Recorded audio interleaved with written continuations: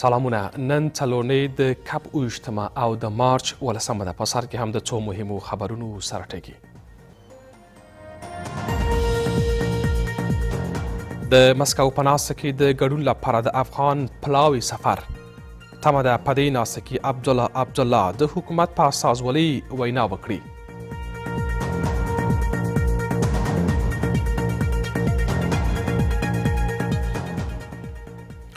د فساد او نشهیي توکو پر وړاندې د حکومت مبارزه لږه بولي. د سیګار ادارې ویلي چې افغانستان 80 سلنه نړیوالو مرستو اړتیا لري او باید په نړیوالو مرستو سخت شرایط کېښودل سي.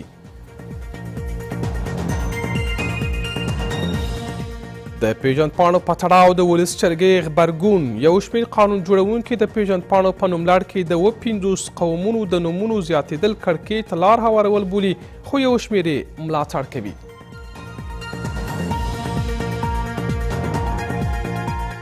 او د چین او امریکا ترمنځ ګډ سمندري تمرین. د چین پوځ اعلان کړی دی چې دا تمرین به د بیلابیلو جګړه ایزو بیړیو او الوتکو په شتون کې ترسره سي.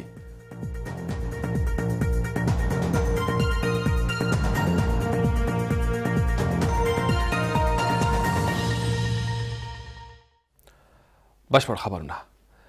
د مسکو په ناسته کې د ګډون لپاره افغان پلاوي نن د روسیې په لور لاړل.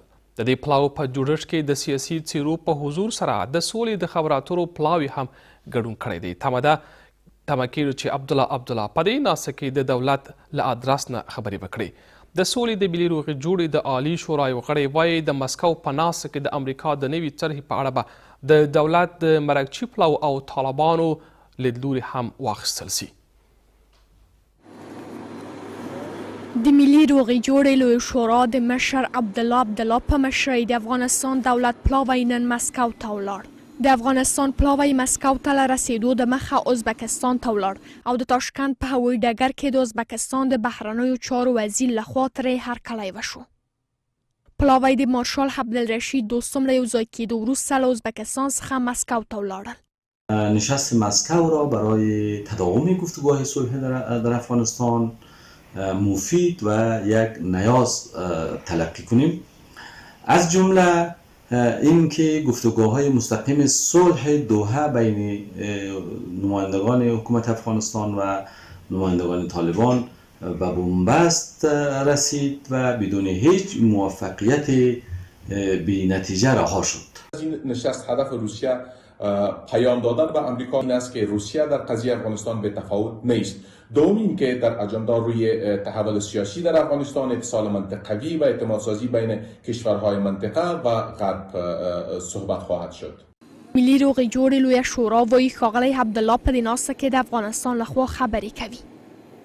د دې شورا د یوه غړي په وینا د مسکو په ناسته کې د طالبانو او دولت پلاوي څخه غوښتل کیږي چې د مسکو لخوا د وړاندې شوي طرحې په تړاو خپل لیدلوري بیان کړي.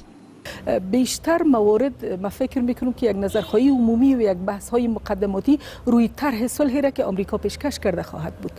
د مسکو له ناستې د قانون جوړونکو او ځینو تحلیلګرو ترمنځ هم تمې ډېرې دي.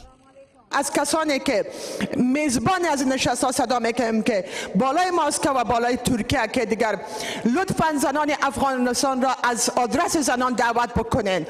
من فکر میکنم یک نشست هست ممد پروسه صلح که در فرایند اجماع منطقوی مخصوصا بین کشورهای آسیای میانه و روسیه و افغانستان و امریکا و دیگر کشورهای علاقه‌مند پروسه صلح دایر میشه.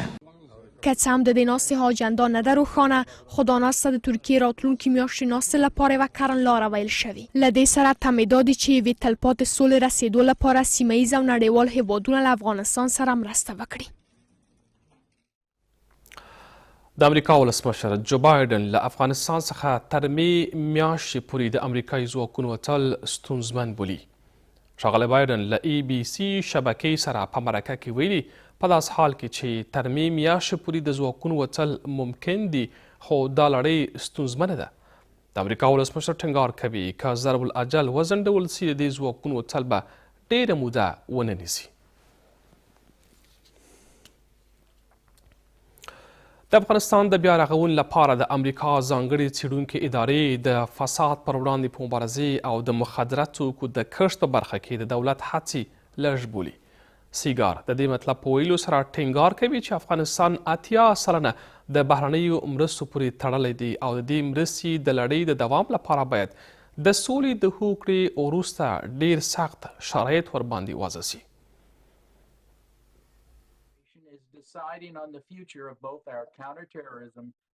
د افغانستان د بیا رغونې لپاره د امریکا ځانګړي پلټونکي د امریکا د ولسي جرګې د څارنې او اصلاحاتو کمیټې په ناسته کې افغانستان 80 سلنه نړیوالو مرستو ته اړ وباله. جان سبکو ټینګار کوي چې له دې مرستو د جدي څارنې نشتون په دې هیواد کې د فساد او د نشهیي توکو د تولید پر وړاندې د مبارزې په برخه کې د لږ پرمختګ لامل شوی دی. افغانستان په کلکه بهرنۍ مرسته متکی دی. د افغانستان نږدې 80 سلنه تولید لګښت باید د امریکایي مالیه ورکوونکو په ګډون د نړیوالو مرسته کوونکو د مرستو له لارې تامین سي. له هغه ځایه چې نړیوال مرسته کوونکي په خپلو مرستو سخت شرایط نه وضع کوي. د افغانستان حکومت د فساد او د نشهیي توکو پر وړاندې د مبارزې په برخه کې لږ پرمختګ کړی چې دواړو د بلواګرۍ لپاره بسیا اکسیجن برابر کړي. سیګر همدارس د افغانستان حکومت په دې هیواد کې د ترهګرۍ پر وړاندې د مبارزې او د بیا رغونې په څیر له موخو لرې بولي او د سولې د هوکړې وروسته د افغانستان سره د مرستو د دوام د شرایطو په وضع کېدو ټینګار کوي. که زموږ راتلونکي مرستې مشروطه سي باید د سولې د هوکړې وروسته د هر ډول حکومت پر سر چې طالبان هم پکې راځي سخت شرایط رامنځته کړو. د ترهګرۍ پر وړاندې د مبارزې او بیا رغونې موخې ته رسېدل یو پیاوړی ټکا لرونکی ولسواکه او ځان بسیا افغانستان پورې تړلی دی. خو له بده مرغه افغانستان له دې واقعیت څخه لرې دی او شونې ده یوازې د ځان د بقا لپاره وجنګیږي.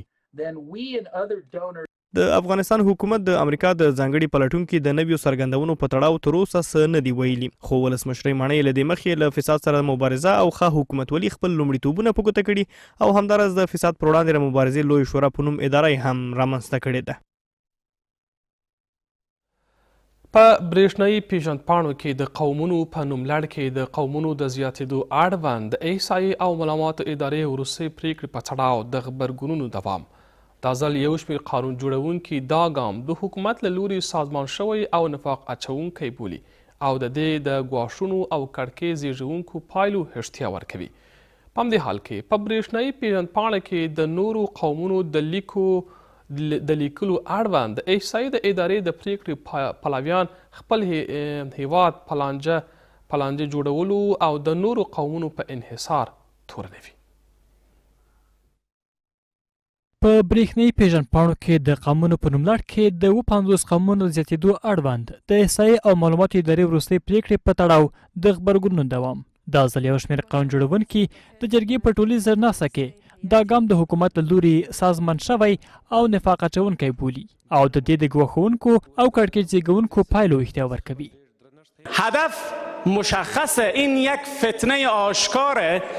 میخواهند یک قوم را در فرجام اکثریت قاطع این سرزمین نشان بدن و تمام اقوام بزرگ دیگر را در هویت‌های کوچکتر تجزیه بکنن. ناسنجیده هست که باعث تجزیه کشور میشه، باعث تجزیه اقوام میشه، عدم اتحاد به وجود میاره. اگر کار خوب است، کار خوب کرده ای، بیا همی برادرای بزرگ ما را در اول نامشان در این تذکره الکترونیکی بگنجان.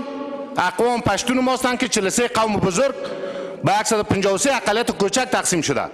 اگر کار خراب است چرا در حق مردمی کار انجام میدی؟ په همدې حال کې په برېښنایي پیژندپاڼو کې د نورو قومونو د لیکلو اړوند د احصایې د ادارې د پریکړې پلویان خپل هیواد په لانجه جوړولو او د نورو قومونو په انحصار تورنوي. دلته چې څومره خلک اوسېږي د پښتنو نه چې هر څوک ځان وایي زه پښتون نه یم، په یو بل قوم ځان درش کوي، نن دې درش کړي. دا خو نن ثابته شوه چې په افغانستان کې څومره اقلیتونه وو چې حق یې خوړل کېده. حق نه لري چې د خلکو حقونه انحصار کړي، د هغو قومیتونه خپل په لاس کې ونیسي چې یا حتمن به ته تاجک یې، یا حتمن به ته هزاره یې، یا حتمن به ته پښتون یې. هېڅوک حق نه لري. پرېږدي چې دغه پروسه په قانوني توګه ترسره سي.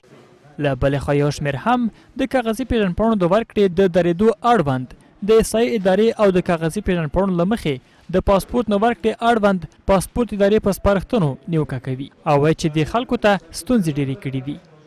از رهبری حکومت آرزومندیم تا در این مورد مطابق به قانون اساسی عمل نموده و به خواست مردم افغانستان و خانه ملت رسیدگی نماید. مسئولین اداره تذکره با کدام مبنای حقوقی و اخلاقی آمده از مردم و از بخش عمده مردم که ضرورت داره به پاسپورت سلب تابعیت میکنه؟ د احصایې ادارې او پاسپورت ریاست سره د ډیرو اړیکو وروسته هم ونه توانېدلو چې ځواب ترلاسه کړو، خو مخکې له دې د احصایې او معلوماتو ملي ادارې په برېښنایي پیژندپاڼو کې د قومونو د نومونو د لیکلو اړوند شخصي او سلیقه‌یي چلند تورونه رد کړي وو او ټینګار کړی و چې دا ګام د قومي مشرانو په رسمي غوښتنه شوی دی. لنډې دمې وروسته پاتې خبرونه.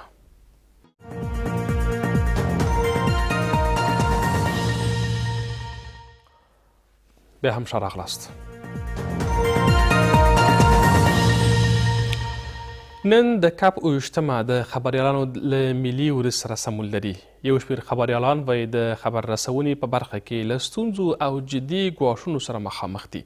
دوی له حکومته غواړي چې د دې پر ځای چې له دې ورځ څخه په ننداریزه توګه لمانځنه وکړي د امنیت په ټینګښت کې دې کار وکړي. حکومت او یو شمېر سیاسیونو په بېلابېلو پیغامونو کې دې ورځې مبارکي ویلې ده. ولسمشر ماڼۍ په یو پیغام سره په دې ورځ کې د خبریالانو د امنیت په ساتلو کې خپل ځان متحد بولي. د افغانستان خبریالان د جګړې په لیکه کې پراته سرتیري خو له وسلو پرته. دلته په ننګرهار ولایت کې د انعکاس ټلویزیون کاري چاپیریال دی. هغه رسنۍ چې په تیرو 3 میاشتو کې لږ تر لږه 15 کارکوونکي په موخیزو وژنو کې له لاسه ورکړي، خو ظاهرا د دې رسنۍ له کاري انګیزې څه نه دي لږ شوي او دوی له تیر څخه په ډیر ځواک خپلو فعالیتونو ته دوام ورکوي. د دې ټولو پیښو سره بیا هم د انعکاس راډیو ټلویزیون د مشرتابه د ټولو اداري تخنیکي او نشراتي کارکوونکو مورال ډیر لوړ دی. موږ ډیر په لوړ مورال سره خپلې دندې مخ ته وړو. دا ډول پیښې موږ له خپل هوډه نشي راګرځولی او په کل کې دا ډول پیښې په هیواد کې د بیان د ازادۍ او د مطبوعاتو د ازادۍ د محو کېدو باعث نشي کېدی. په افغانستان کې د کب 28مه د خبریال ملي ورځې په نوم نومول شوې ده، خو یو شمېر خبریالان په دې ورځ د خپلو کارونو پر وړاندې له ننګونو وایي او له حکومت څخه غواړي چې د ننداریزو برنامو له ترسره کولو پر ځای د اطلاع رسونې پر وړاندې د ستونزو هواري ته پاملرنه وکړي. فقط یک نام است و یک حرف است و حکومت همه اینا میان فقط در حد یک شعار میان این روز با شعارهای تکراری تبریک میگن و به خبرنگارا، ولی متاسفانه هیچ توجهی در بخش امنیت در بخش بهتر شدن کار رسانه ها صورت نمیگیره. کار خبرنگاری در افغانستان متاسفانه یک کار بسیار دشوار است. به خاطر از زمانی که شما پشت گزارش برین در هر نقطه مملکت حفظ جانی ندارین و امکانش وجود داره که در هر جای مملکت شما مورد حمله قرار بگیرید. د رسنیو ملاتړي بنسټونه بیا سږ کال د خبریالانو او رسنیزو کارکوونکو لپاره ښه کال نه بولي. د شمیرنو پر بنسټ په دې کال کې 11 خبریالانو خپل ژوند له لاسه ورکړی او د ګواښونو نوې څپې د اطلاع رسونې کار لا ستونزمن کړی دی. سال تکرار سال خونین برای خبرنگاران بوده متاسفانه، اما ما شاهد مصیبت‌های جدید هم هستیم. در این سال قطعهای هدفمند در برابر خبرنگاران صورت گرفت. ما 9 خبرنگار و کارمند خود را و همکار خود را در قطعهای هدفمند از دست دادیم. ما خواست ما از حکومت در این مقطع حساس است که جداً در قسمت تامین امنیت و مسئولیت خبرنگاران اقدامات عملی را روی دست بگیره. د خبریالۍ د کار پر وړاندې پراته امنیتي ګواښونه، د کاري خوندیتوب نشتون، اطلاعاتو ته په لاسرسي کې محدودیت او د حکومت له لوري د رسنیو نه مالي ملاتړ د خبریالانو پر وړاندې جدي ستونزې دي. هغه څه چې په تیرو کلونو کې د ډیرو خبریالانو له لوري د کار د پرېښودو او حتی د رسنیو د سقوط لامل شوي دي. له دې ټولو سره سږ کال حکومت او یو شمېر سیاستوالو د دې ورځې په مناسبت پیغام کې خبریالانو ته مبارکي ویلې او د وینا خپلواکي په تیرو 2 لسیزو کې د افغانستان لاسته راوړنه بللې ده. په دې منځ کې ولسمشر ماڼۍ هم ویلي چې د خبریالانو او رسنیو د ساتنې په برخه کې ژمن دي. د هیواد د نامتو شاعر او لیکوال یحیی جواهري مړی نن په بلخ ولایت کې خاورې ته وسپارل سو. یحیی جواهري د لیکوالۍ ترڅنګ او د څو اثرونو پر ځای پرېښودو سره له رسنیو سره هم کار کړی و چې د ورپېښ ناروغۍ له کبله په 16 کلنۍ عمر کې خپل ژوند له لاسه ورکړ. یو شمېر فرهنګیان د ښاغلي جواهري مړینه یوه لویه ضایعه بولي او له دولت څخه غواړي چې د شاعر پاتې اثرونه چاپ کړي او د هیوادوالو په خدمت کې ورکړي. له هغه شاعر سره وروستۍ مخه چې کلونه یې ولیکل او ادبي اثرونه یې پرېښودل. یحیی جواهري چې د حقوقو له پوهنځي څخه فارغ شوی و او د لیکوالۍ ترڅنګ یې له رسنیو سره هم همکاري درلوده، د ورپېښې ناروغۍ له کبله یې په شپږ کلنۍ عمر د کابل په یو روغتون کې خپل ژوند له لاسه ورکړ. د استاد جواهري کورنۍ وایي چې د هغه له 11 شعري ټولګو څخه 3 اثرونه یې ناچاپه پاتې دي. استاد حمله مغزی کرده بودن، خونریزی مغزی داشتن دیگه. حمله دوم که آمد باز کابل بردیم، در کابل شفاخانه امنیت فوت کردن. دیگه مالی حمایت شوه و بی اثرهایی که باقی مانده 3-4 اثر دیگه تازه داره، اونا بچه ها برسن تا به دست علاقمندانش بفته. د هغه ځینې همکاران هغه د ژورنالیزم په ډګر کې یو له غوره اشخاصو بولي. استاد مدت زیادی که تلویزیون آرزو به حیث مدیر نشرات و مشاور فرهنگی بود و در قسمت محتوای نشراتی کارهای ماندگاری از خود در تلویزیون آرزو به جا گذاشته است. د ښاغلي جواهري ملګري له هغه څخه په نیکۍ یادونه کوي او ټینګار لري چې هغه په خپلو اثرونو کې نورو ته د ځان پیژندنې پیغام درلود. پیام نوشتهایشان بیشتر آگاهی بخشی بود، در بخش خودآگاهی برای مردم، خودآگاهی تاریخی، خودآگاهی فرهنگی. واقعا یک شاعر و نویسنده متعهد و رسالتمند بودند. این جایگاهشان تا همیشه خالی میمانه.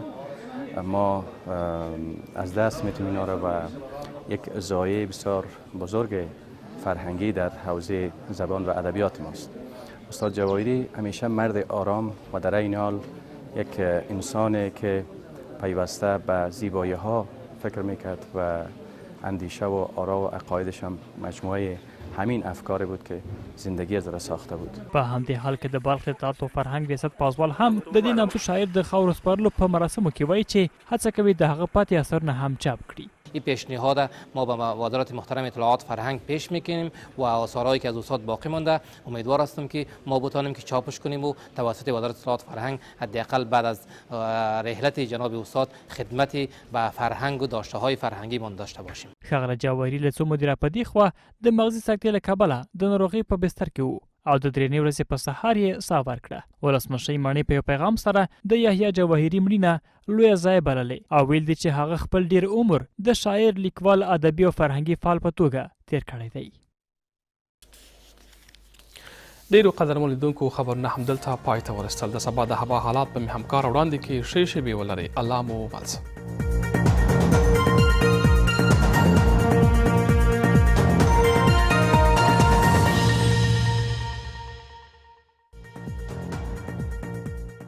کابل نیمه ورځ تودوخه لوړه درجه 0 ټیټی هوه.